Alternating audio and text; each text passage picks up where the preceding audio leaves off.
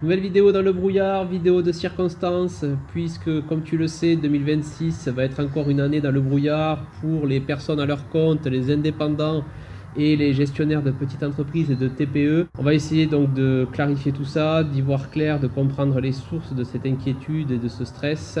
Et puis comme d'habitude, en fin de vidéo, on va essayer de voir comment se positionner au mieux pour voilà, déjà on va dire tenir l'activité et essayer aussi de tirer l'épingle du jeu. Donc ça y est, on est passé dedans, on est au chaud, on peut continuer. Donc voilà, comme je te disais, aujourd'hui, le moral des indépendants et des dirigeants de petites entreprises, il est plutôt à la baisse. Moi, c'est ce que je vois, c'est ce qui remonte du terrain. Bon, il y a des exceptions, bien sûr, mais il y a quand même ce climat où on est un peu dans l'attentisme, on ne sait pas trop où on va, il y a du brouillard. Voilà, encore une fois, on va aller voir les sources du brouillard là maintenant, parce que ça va te permettre déjà d'y voir plus clair. Et la clarté, déjà, ça permet de moins subir et de mieux naviguer. Et on va attaquer de suite avec la première cause. C'est bien entendu le côté économique. On en revient à ce côté de est-ce que je vais continuer à pouvoir vivre de mon activité décemment.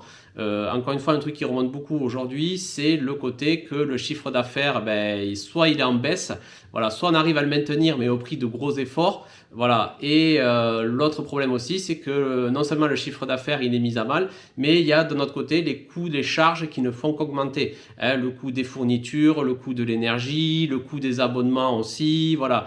Ça, je le vois aussi, que ce soit dans des sociétés du tertiaire, agricole ou plutôt dans le secteur industriel, ce qu'on appelle, c'est qu'on a vraiment cette problématique d'un effet ciseau où on a du mal vraiment à travailler sur le chiffre d'affaires et en plus de notre côté les coûts eux ils montent et ça fait évidemment un problème au bout d'un moment.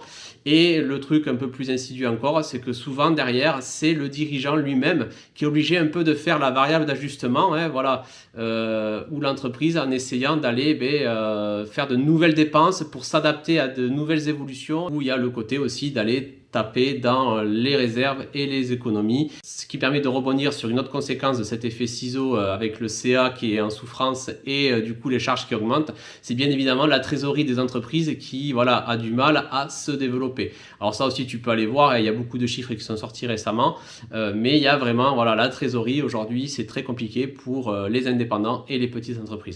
Alors la deuxième source d'inquiétude, voilà, la deuxième source de brouillard, si on peut dire ça comme ça, bon, il y a déjà, on va dire, en temps normal pour les petites entreprises, les indépendants, il y a souvent de la lourdeur administrative, donc ça on va pas revenir dessus. Mais cette lourdeur administrative, aujourd'hui, elle se combine à autre chose, c'est l'instabilité politique. Alors l'instabilité politique, tu peux la retrouver au niveau national, je te fais pas un dessin, ouais, depuis la dernière dissolution. Voilà, il y a beaucoup de choses qui font aussi avec les retards sur le vote du budget et toutes ces choses-là. Il y a beaucoup de réglementations, de textes, de choses qui sont mis un petit peu en gel. Et aussi le fait que cette instabilité ne rassure pas forcément beaucoup les gens. Et tout ça va se répercuter encore une fois sur le terrain.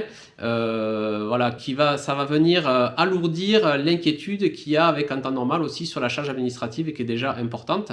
Autre chose aussi, hein, il y a, alors ça c'est un truc que je vois beaucoup en ce moment, on a les élections municipales qui approchent, ça c'est plus au niveau local, donc où là aussi bien évidemment il y a voilà, une certaine instabilité qui peut arriver de dire ok, qu'est-ce qui va se passer après les élections municipales, voilà, est-ce que la mairie va être plutôt là pour soutenir les commerces, les TPE, les entreprises ou non, enfin bref, c'est toute cette instabilité politique là qu'on a en ce moment, mais du coup elle n'aide pas effectivement à avoir de la vision long terme, que ce soit hein, pour notre entreprise, sur le marché, sur les dispositifs, sur les réglementations. Voilà. Et là aussi récemment, un petit truc qui est venu faire déborder un peu la goutte d'eau, c'est la facturation électronique. Alors ça, je ferai une vidéo dessus. Hein. La facturation électronique, elle a voilà, des avantages et des inconvénients pour moi. Un des inconvénients, effectivement, ça va être sa mise en place. Hein. Voilà, c'est quelque chose qu'il va quand même falloir mettre en place. Et il y a aussi le fait d'aller dépendre encore d'une énième plateforme. Par contre, voilà, comme je dis souvent aux gens aussi, ça va être un bon moyen d'éviter que les factures se perdent, par exemple. Mais le souci qu'il y a, c'est que cette réforme-là, elle arrive, c'est le hasard du calendrier, enfin, c'est la malchance du calendrier. Elle tombe dans un moment où c'est très difficile pour les entreprises qui doivent la mettre en place, ou les indépendants. Et du coup, il y a cette impression un peu que c'est, voilà, c'est pas le moment, c'est un peu le truc en trop, la goutte d'eau qui fait déborder le vase. Voilà, et sans oublier aussi hein, qu'on attend toujours ces fameux chocs de simplification. Mais voilà, le choc de simplification, on nous en parle depuis des années. Mais voilà, tant que, on va dire que la strate du haut ne sera pas stabilisée, ça va être difficile d'avoir de la simplification sur le terrain. Et puis, j'ai fait d'autres vidéos sur ça, où malheureusement on est aussi dans le mal français de l'inflation législative, de l'inflation réglementaire, voilà, qui n'aide pas au quotidien ensuite les petites entreprises sur le terrain. Alors la quatrième source de brouillard et d'inquiétude, je l'ai classée un peu autour de l'humain avec deux sous-catégories. Donc la première, c'est quelque chose qu'on me remonte très souvent là au quotidien, c'est la perte du lien humain.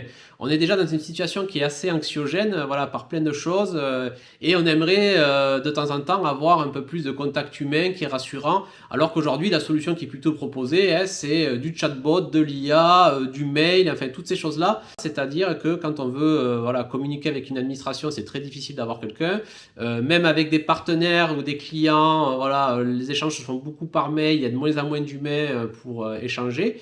Même avec le personnel, ça devient très compliqué d'avoir une communication, on va dire, directe et saine.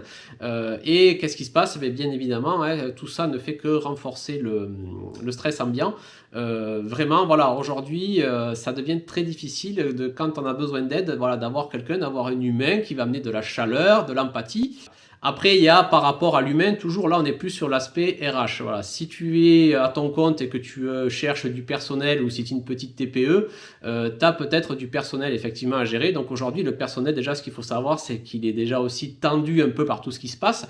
Donc forcément, quand il vient bosser, mine de rien, il a aussi cette inquiétude et ce stress qui est déjà là. Donc ça, il faut le prendre en compte. En plus, il travaille dans un environnement qui est plus stressant par rapport à tout ce qu'on a vu. Parce qu'il ne faut pas rêver, si on met de la pression sur les petites entreprises, cette pression va se répercuter sur ceux qui travaille. Il y a effectivement celui qui la dirige, mais il y a aussi les gens qui travaillent dedans. Et tout ça va augmenter le stress général et va rendre les relations souvent plus difficiles. Et on a un autre problème aussi plutôt au niveau des recrutements, où là, ça devient compliqué d'avoir des personnes qui sont motivées et qui sont aussi en adéquation avec la réalité du terrain, comme pas des prétentions démesurées, ou tout simplement d'avoir des gens derrière qui sont fiables, où il n'y a pas d'absentéisme derrière. Enfin, la dernière source d'inquiétude et de brouillard, voilà, j'ai décidé de les mettre les deux ensemble. J'ai beaucoup aujourd'hui de petites entreprises et d'indépendants qui me disent qu'ils sont confrontés à la concurrence effectivement du digital. Alors là, moi, je leur dis effectivement, essayez de mettre en place une politique hybride, vous, pour essayer de vous protéger de ça. Mais on a vraiment cette concurrence des plus gros qui ont plus de moyens, on va dire, de communication digitale. C'est vraiment une souffrance qui remonte chez les indépendants et les petites entreprises. Et on a aussi tout ce problème autour de l'IA, des automatisations, de la technologie qui va très très très vite. Le cerveau humain, lui, malheureusement, il a du mal à s'adapter à ça déjà en temps normal. Et puis, on a toujours cette peur de est-ce que j'y vais pas, est-ce que je fais ça, est-ce que je pars sur ça.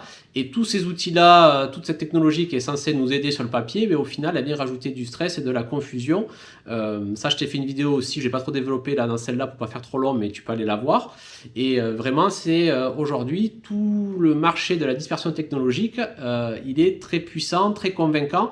Et j'ai beaucoup malheureusement de personnes à leur compte ou qui ont alors une petite entreprise qui me contactent et qui me disent ouais, je suis un peu tombé dans le panneau, où je me retrouve avec des trucs qui finalement ne me servent pas tant que ça, ou des trucs qui vont me créer plus de confusion, ou des personnes qui sont vraiment en paralysie, qui ne savent pas quoi faire face à toute cette inondation de technologie du coup. Donc voilà, ça c'est un autre pilier. Et tout ça, bien sûr, comme je te disais, sur fond aussi de concurrence des plus gros et concurrence, on va dire, extraterritoriale, extranationale, voire extra-européenne, qui vient encore une fois mettre en souffrance les TPE locales françaises. Donc voilà, on a terminé sur les sources. Tout ça, comme tu peux le voir, voilà, je l'ai passé de façon voilà, très rapide, mais ça peut déjà te donner une cartographie pour essayer de voir tes sources aujourd'hui d'inquiétude et de stress et de brouillard si tu as une activité à faire tourner en 2026. Voilà, maintenant, c'est toujours pareil, chacun va trouver ses solutions. Comme je dis souvent dans cette chaîne, le terreau est plus important que les graines. Moi, je te partage un petit peu ce que je fais moi à mon niveau et du coup, ce que je propose aux gens que j'accompagne. C'est vraiment ce que j'appelle la politique du rosier. Alors j'ai une vidéo où j'ai développé ça un peu plus en détail que tu peux aller voir, mais c'est ce côté de voir ton activité comme un rosier. Évidemment, le rosier, il y a des branches qui vont pousser, des branches qui vont pousser avec le temps et des branches qui vont aussi pousser sans trop que tu les vois. Et au final, on peut se retrouver avec un gros rosier, mais avec des branches qui ne vont pas forcément faire des belles roses, où le rosier va se fatiguer, s'épuiser, et de temps en temps, il faut le tailler. Et aujourd'hui, moi, c'est un travail que j'aime faire avec les gens que j'accompagne, c'est de dire, ok, on prend l'entreprise, on regarde, ou si tu es à ton compte, voilà, on regarde encore une fois qu'est-ce que tu es en train de faire, et on se dit, ça, voilà, on va réduire cette branche, on va la couper, celle-là, on va élaguer, et on va récupérer de l'énergie et essayer de la mettre sur les branches vraiment qui ont des gros atouts pour te faire tirer ton épingle du jeu dans ce climat actuel. Voilà, parce qu'encore une fois, ça c'est une intuition et voilà, c'est quelque chose que je vois aussi sur le terrain. Le schéma de dire ok, j'ai assez d'énergie, je suis un warrior et je vais arriver à irriguer toutes les branches, ça c'est de plus en plus compliqué aujourd'hui, surtout que tu l'as vu dans ce contexte où c'est tout le temps mouvant et que ça fait que bouger. Donc politique du rosier, hein, tu l'as compris, où on va essayer vraiment de diminuer des choses pour récupérer de l'énergie et la mettre là où ça pousse vraiment. Donc ça c'est quelque chose, encore une fois tu peux aller voir, il y a plusieurs vidéos sur la chaîne où j'explique tout ça. Tu peux aller voir celle avec la passoire là, qui est très intéressante, qui va déjà te donner un outil pour démarrer ce travail toi tout seul à ton niveau. Et bien entendu, si tu veux qu'on fasse ce boulot ensemble, voilà, pour redonner du souffle à ton activité, voilà, pour diminuer ton stress et les incertitudes et le brouillard qu'il y a autour de ça, n'hésite pas à me contacter en description. Allez, je te dis à bientôt pour une autre vidéo.